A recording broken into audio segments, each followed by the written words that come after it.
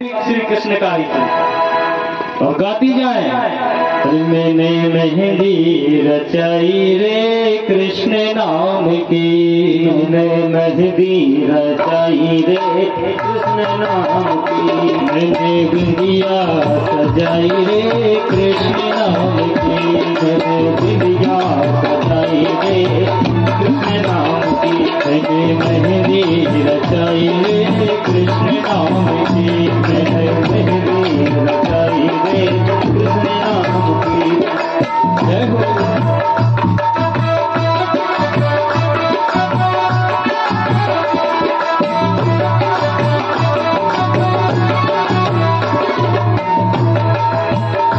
मेरी चूड़ियों में कृष्णा, मेरी चुनरी में कृष्णा, मेरी चूड़ियों में कृष्णा, मेरी चुनरी में कृष्णा, मेरी चुनरी में कृष्णा, मेरी चूड़ियों में कृष्णा, मेरी चुनरी में कृष्णा, मेरी चूड़ियों में कृष्णा, नथनी सजाई रे हो, नथनी सजाई रे कृष्ण नाम की, मैंने मेहंदी रचाई रे कृष्ण नाम की।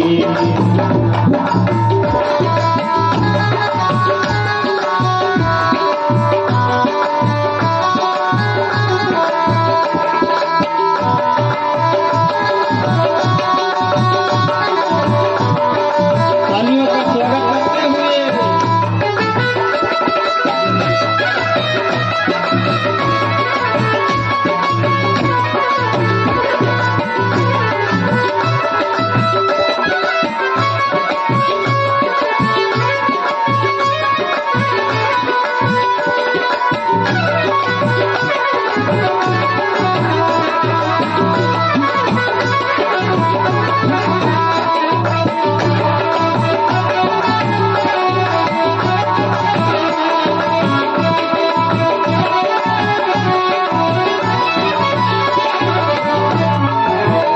मेरे होठों पे कृष्णा, मेरे हृदय में कृष्णा, मेरे होठों पे कृष्णा, मेरे हृदय में कृष्णा, मेरे होठों पे कृष्णा, मेरे हृदय में कृष्णा, मेरे होठों पे कृष्णा, मेरे हृदय में कृष्णा, मेरे होठों पे कृष्णा, मेरे हृदय में कृष्णा, मेरे होठों पे कृष्णा, मेरे हृदय में कृष्णा, मेरे होठों पे कृष्णा, मेरे हृदय में कृष्णा, मेरे होठों पे कृष्णा, मेरे हृदय में कृष्णा, मुझे ज्योति जगाई रे राधे कृष्ण नाम की, मैंने मेहंदी सजाई रे कृष्ण नाम की।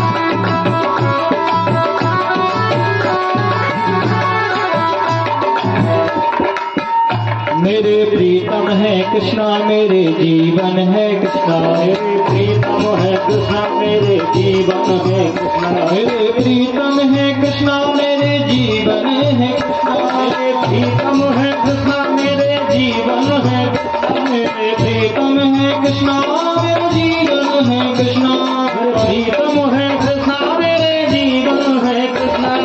माला बनाई रे मैंने, माला बनाई रे कृष्ण नाम की, मैंने मेहंदी रचाई रे कृष्ण नाम की, मैंने मेहंदी रचाई रे कृष्ण नाम की, मैंने मेहंदी रचाई रे कृष्ण नाम की, मैंने मेहंदी रचाई रे कृष्ण नाम की, मैंने मेहंदी रचाई रे कृष्ण नाम की, मैंने मेहंदी रचाई रे कृष्ण नाम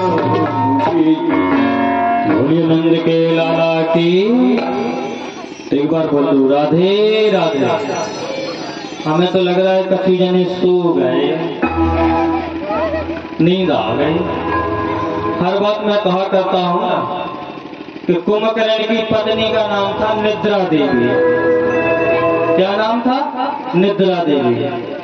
भगवान से श्री राम से आंख बांधे, बोले प्रभु तुमने हमारे पति कुंभकर्ण को मारा, अब मैं कहाँ जाऊं? सदा वो नींद में रहता था ना कुंभकर्ण। प्रभु जहां जहां आपकी कीर्ति सुनाई जाएगी, जहां जहां आपकी कथा होगी, मैं लोगों को सुनने नहीं दूंगी। मैं सिर पे बैठ जाऊंगी, खूब सुलाऊंगी उसे। भगवान श्री राम ने कहा कि निद्रा देवी, जो मन से कथा सुनेगा, निस्वार्थ भाव से कथा सुनेगा, उसका तुम कुछ नहीं बिगाड़ पाओगे। और जो हिसाब किताब लगाए बैठे कथा पांडाल में, दिमाग में चलो हिसाब किताब, फलाने को इतना देना है, उससे इतना लेना है, ये करना है, वो करना है। अरे प्रभु की बड़ी कृपा है तो वो अपने चरणों में बुला लेते हैं, क्योंकि प्रभु की कृपा बिना यहाँ नहीं बैठ पाओगे। अगर रोड पे भी चल रहे होगे ना और भगवान की कृपा होगी तो ऑटोमेटिक वहां से वापस लौट आओगे और बैठ जाओगे कथा सुनने। ये मैं बार बार क्यों दोहराता हूं? और यदि कृपा नहीं है तो ना जाने कहां से ऐसा इमरजेंसी फोन आ जाए कि उठ के चले जाओगे। जो व्यक्ति आपको फोन कर रहा है उससे कहो कि भैया बताओ किस लिए याद किया? बोले कुछ नहीं, मिलना था बस, कोई बात नहीं। अरे बताओ, तुम ही आ जाते, कथा और छूट गई। तो निश्चय ही जब व्यक्ति के जन्म जन्मांतर के जब पुण्य एकत्रित होते हैं तब जाकर वो मानव जीवन पाता है, और मानव जीवन पाकर के उससे और भी अधिक पुण्य है तब उसे भगवान के चरणों में अनुराग होता है, उससे और अधिक पुण्य होते हैं तब जाकर के प्रभु की कथा सुनने को मिलती है। और प्रभु की कथा ही हमारा उद्धार करती है। हमने आपको कथा सुनाई थी ना, तो देवता अमृत का कलश ले गए थे, बोले महाराज अमृत का कलश ले लो, बदले में हमें कथा दे दो। परंतु देवताओं को स्वार्थी जान करके भगवान की कथा रूपी अमृत को नहीं दिया और देवताओं को डांट करके भगाया था। तो प्यारे देवता भी ऊपर से देख करके जो मानव तन पाकर के भगवान के चरित्रों का श्रवण नहीं करता है तो देवता भी गालियां देते हैं, अरे मूर्ख, हम अमृत लेकर के गए थे, हमको नहीं मिला, तुमको तो फ्री में मिल रहा है, इस रस को नहीं पी रहे हो। राजा परीक्षित के सामने कलयुग ने ये कहा था स्पष्ट कि महाराज हम में एक गुण बहुत अच्छा है, एक, और अवगुणों की तो खान ही है। बोले गुण बहुत अच्छा है एक, बोले कौन सा? बोले महाराज अन्य युगों में भगवान को पाने के लिए तपस्या करते करते मर गए, एक पांव से खड़े, दी लग गई शरीर में, दीमक कीड़े खा गए, शरीर का ढांचा रहा, ना जाने कितना यज्ञ अनुष्ठान पुण्य आदि करते रहे अन्य युगों में, फिर भी प्रभु की झलक नहीं मिली। कई जन्म लग गए तब जाकर के भगवान मिले और उनको मुक्ति मिली। महाराज यदि मुझे रख लोगे ना, कुछ नहीं करना पड़ेगा, ठीक है, जो भी अन्य आदि कर्म करोगे वो तुम्हें पुण्य जरूर मिलेगा, उससे तुम्हारा कल्याण भी होगा। परंतु हमारे पास एक सबसे सरल साधन है जो व्यक्ति को कल्याण करे। क्या? केवल भगवान को नाम, भगवान को नाम लेते रहो चलते फिरते, बस उसको मुक्ति मिल जाएगी, भगवान के चरणों में पहुंच जाएगा। बस केवल अपने मुख से श्री कृष्ण राधे राधे जय जय सिया राम जिसको आप मानते हो निरंतर चलना चाहिए। यहाँ तक कि कलयुग ने कह दिया यदि जीवन में नहीं लिया हो और अंतिम समय में राम शब्द निकल गया तो जीवन भर का पाप समाप्त हो जाता है, उसे भगवान के चरणों में स्थान मिल जाता है।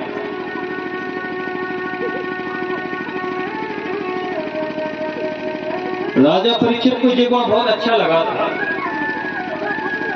लेकिन कलयुग ने भी कहा कि बस हमें मौका तो दो, उसे नहीं कर, ये भी नाम हम चैन से नहीं लेने देंगे। सोच तो रहे हो कि राम राम कहने में क्या दिक्कत है, लेकिन प्यारे इतनी विडंबनाएं भी हैं गृहस्थ जीवन में, लेकिन वो नाव भी नहीं ले तो प्रभु की कृपा में। महाराज भाई भाइयों के लिए काल बने हैं,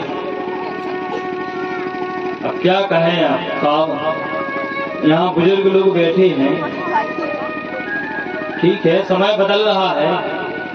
महाराज बिटिया के घर का जल नहीं पीते थे, गांव में जाते थे तो मेले के बाहर अंदर का जल नहीं छूते थे। अब तो महाराज बिटिया हो खा जाए और दामाद को भी खा जाए। अब महाराज जी पेट ना फटे, कैंसर ना हो तो कहा है जो पाप ही तो दिखाओ शरीर में, और जब पाप खो तो जल्दी मरो, सड़ सड़ के मरो। पुराने जमाने में कहीं करती दुष्ट कीड़ा पड़े सड़ सड़ के मरो। देख लो अस्पताल में जाके, फट रहे पेट, क्यों फट रहे? पाप को खा रहे, अधर्म को, बेईमानी को। जिस परमात्मा ने बुद्धि दिया, दिमाग दिया, ताकत दी, उसका प्रयोग नहीं कर रहे। तो भज्जा हाँ खा लो, जो तो मिलेगा एक और छुड़ा लो, तो हम बन जाए राजा साहब, फिर मरे तो बटोर के मूल पर धर के ले जाए। और जिसके साथ गलत बेईमानी करोगी ना, उसका परिवार इतना बुरा कोसता है कि तुम्हारी औलादें इतनी निकृष्ट निकलेगी कि मरते दम पानी नहीं देगी। तो पापों की सजा स्वयं भोगनी पड़ेगी। क्या तो भले तुम चाहे रिश्तेदारों के सामने रो, चाहे गांव वालों के सामने रो, क्यों?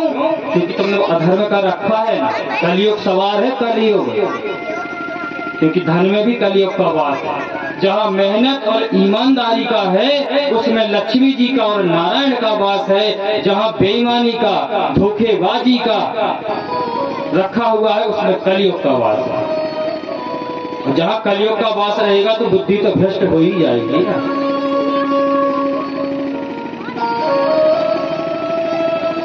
परंतु ये सब बात भूल जाते हैं।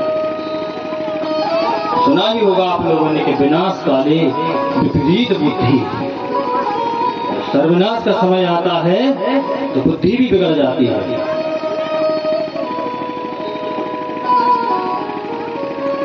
एक पहचान और बता देते प्यारे भागवत जी के माध्यम से, और समझ जाना कि सर्वनाश का समय कब है। जब अच्छी लोगों की बातें आपको अच्छी ना लगे और गलत सलाह देने वाले लोगों की बातें यदि अच्छी लगने लगे, समझ जाना सर्वनाश का पग शुरू हो गया है। यदि आपके सच्चे मित्र, आपके माता पिता और आपके सच्चा प्रेम करने वाले हितैषी यदि अच्छी सलाह दें और बार बार गिड़गिड़ाए हाथ जोड़े कि भैया ऐसा काम मत करना, बाद में पछताना पड़ेगा। और जो लोग दुनिया की फायदा दिखाएं, अपना स्वार्थ नहीं, दुनिया की फायदा, ऐसा कर लो तो ये हो जाएगा, जी कर लो तो वो हो जाएगा, जी, तो समझ लेना ये सबसे बड़ा हमारा शत्रु है, हमको मिटाने का प्रयास कर रहा है। पहले सामने वाले को देख लो कि जो तुमको अकल दे रहा है ना, पहले उसका इतिहास तो देख लो कि जो तुम मुझे अकल दे रहे हो, क्या तुमने वो अकल लगाई? क्या तुम उस रास्ते से चले हो? पहले तो तुम चल के बताओ ना, फिर हम चल रहे तुम्हारे पीछे। तो महाराज जिस बात पर ध्यान नहीं रखते हैं तो बस खोज मिटता है। फिर ये दशा होती है तो राम राम करना पसंद नहीं करता, फिर वो सोचता है बताओ हमारी समाज में इतनी अच्छी छवि थी कि लोग हमसे राम राम किया करते थे, आदर सम्मान के साथ बिठालते थे, हमारी हर बात मानते थे। आज राम राम करना तो क्या देखना भी पसंद नहीं कर रहे। समय का खेल है और ऐसा मत सोचें कि समय ना आता हो। हर व्यक्ति के पास में समय आता है।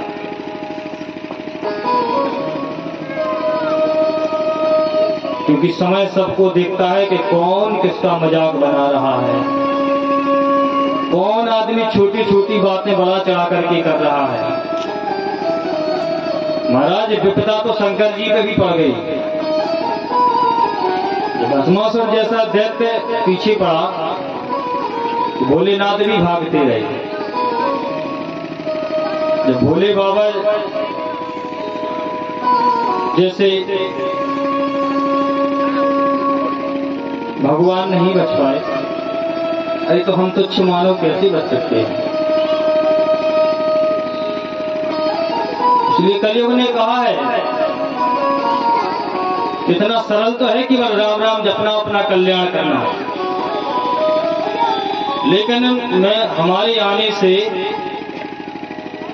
लोगों के मन में हम इतनी द्वेष भावना भर देंगे कि आपस में लड़ लड़ के मर जाएंगे। हम मजबूर कर देंगे इनको अधर्म की ओर मोड़ने पर। और देख रहे हैं आप लोग। बोलिए भक्तवत्सल भगवान की।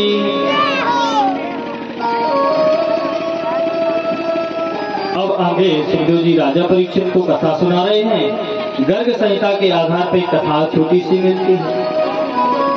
नंद बाबा को जब पता चला कि हमारा लाला साधारण नहीं है, स्वयं परमेश्वर लीला करने आए हैं और उनकी जो आदि शक्ति है श्री राधा रानी है, तो भांडीर वन में पहुंचे तो राधा जी के सामने मिले और नंदराय जी ने प्रार्थना की कि हे राधा जी, अपने श्याम सुंदर को संभालो।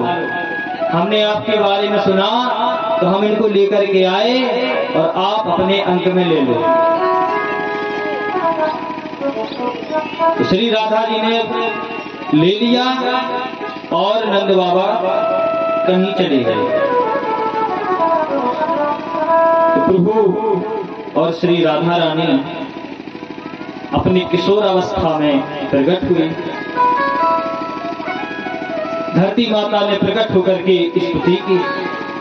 स्वयं ब्रह्मा जी महाराज ब्रह्मलोक से आए और मंत्रोच्चारण के द्वारा वहां अग्नि को स्थापित किया और श्री राधा जी और श्री कृष्ण जी का भांडीर वन में विवाह संपन्न हुआ। कई लोग कहते हैं महाराज राधा जी से ब्याह हुआ था। एक गर्ग संहिता में पढ़ लेना, एक कथा है। तो सबसे पहले विवाह राधा जी से हुआ था श्री कृष्ण का। लेकिन श्री राधा जी को श्राप लगा था श्री दामा का कि तुम धरती लोक पर जाओगे, 100 वर्ष के लिए श्री कृष्ण से वियोग होगा। इस श्राप लगा था। बस इसके बाद में जब भगवान वृंदावन से चले गए थे ना, फिर लीलाएं की मथुरा में, फिर द्वारकाधीश बन गए। ये सारी लीलाएं प्रभु ने 11 वर्ष की आयु में की और आगे लीलाएं करते गए, दैत्यों को मारते गए। महाभारत का युद्ध आदि। और जब लौट के आए तो 111 वर्ष के हो गए थे प्रभु। तब राधा जी से मिलान हुआ। 100 वर्ष के लिए बिछड़ गए थे।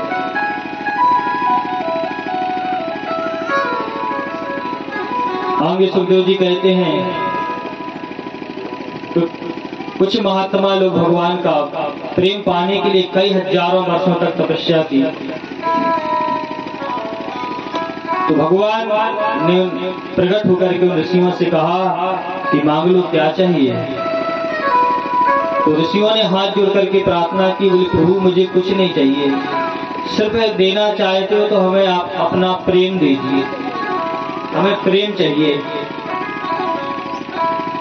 तो बोले यदि तुमको जी भर के हमारा प्रेम चाहिए ना, तो इसके लिए तुम्हें अबे कई वर्षों तक इंतजार करना पड़ेगा। और जब हम ब्रज भूमि पर कृष्ण के रूप में अवतरण हो गए और तुम सब गोपियां बन के आना, तब हम तुमको अपना प्रेम प्रदान करेंगे।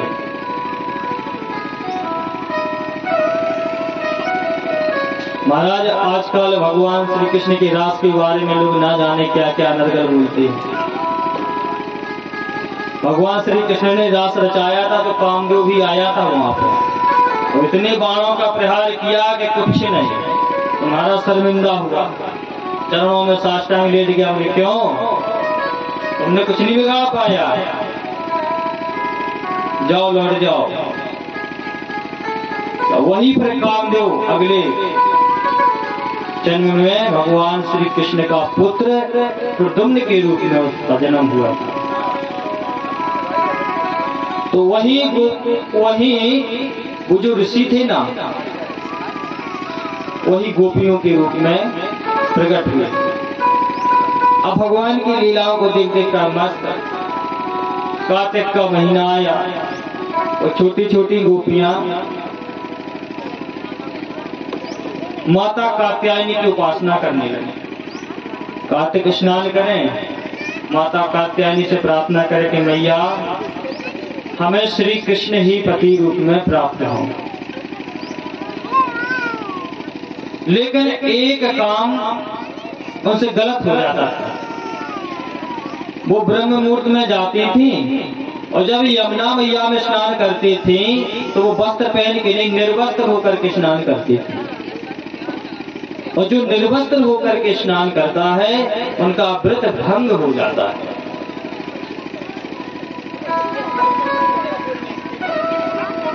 श्री कृष्ण ने सोचा बताओ इतनी मेहनत करती है परंतु एक अपराध करती है।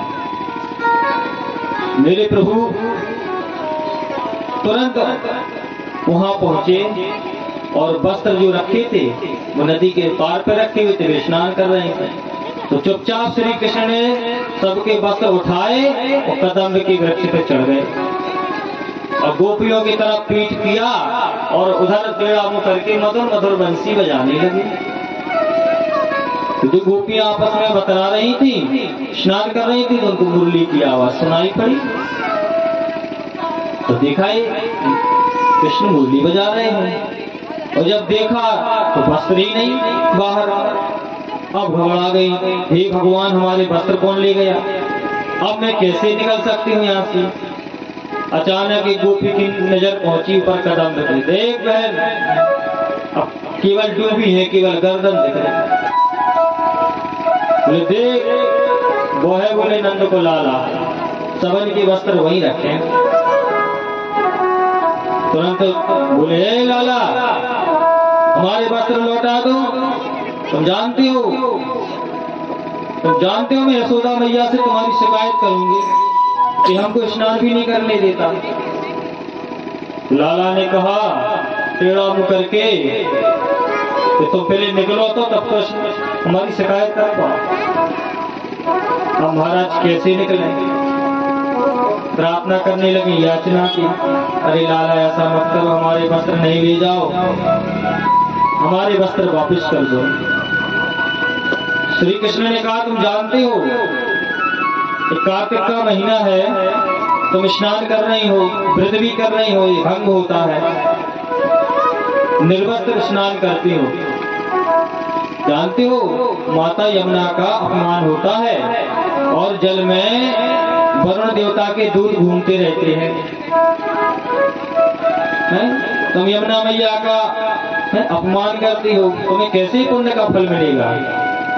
तो हंसती हुई बोली लाला हम तो गांव की गंवारन हैं, हम नहीं जानते नियम संयम क्या है, हमको जैसा आया तो उल्टा सीधा कर चले। भगवान ने समझाया। बोले अच्छा जी बताओ जो तुम सब गोपियां जो व्रत कर रही हो ना, वो क्या इच्छा से कर रही हो, क्या पाना है। जो सुना सो रोने लगे और सिर नीचा करके बोली लाला क्या बताऊं, नहीं बताना पड़ेगा। अब कैसे कहें कि नंद के लाला को ही तो पाने के लिए ऐसा व्रत चल रहा है। उन्हें सबको समझा करके वस्त्र वहीं नीचे सबके गिरा दिए और वहां से प्रभु अंतर ध्यान हो गए। भोले भक्तवत्सल भगवान की जय। अब मेरे प्रभु धीरे धीरे और बड़ी हुई लीलाएं करने लगे।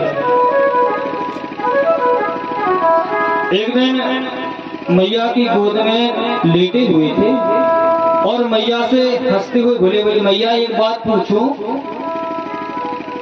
बोले लाला पूछो। बोले सच्ची सच्ची बताना मैया। बोले हाँ। बोले जी बताओ, तुम्हें दूध प्यारा है कि पूत? ले बोली दाली की जी कोई बात पूछ भी की है, दूध तो तमाम है जाएगा, पूत तो बड़े भाग से मिले, वो तो पूत ही प्यारा है।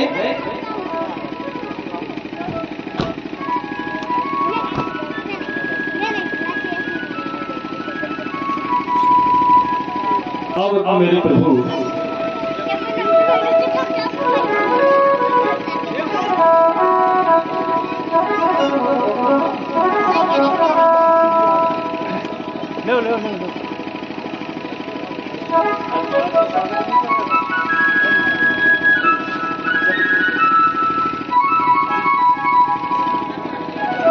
श्री राधे, जय जय श्री राधे। बड़े हर्ष का विषय कि हमारे क्षेत्र के माननीय सम्माननीय श्री पंजाब सिंह यादव जी, ब्लॉक प्रमुख बबीना उत्तर प्रदेश, हमारे बीच में उपस्थित हुई हैं। ब्लॉक प्रमुख जी का बहुत बहुत हार्दिक स्वागत, अभिनंदन।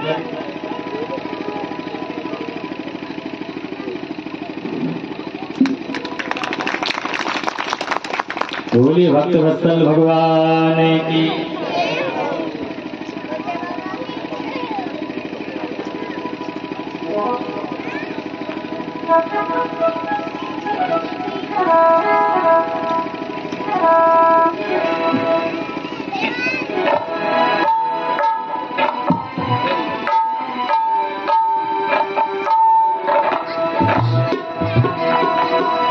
वृंदावन बिहारी लाल की। मेरे सरकार का दीदार बड़ा प्यारा है, जय हो। मेरे सरकार का दीदार बड़ा प्यारा है, वो कृष्ण बड़ा प्यारा, बड़ा प्यारा।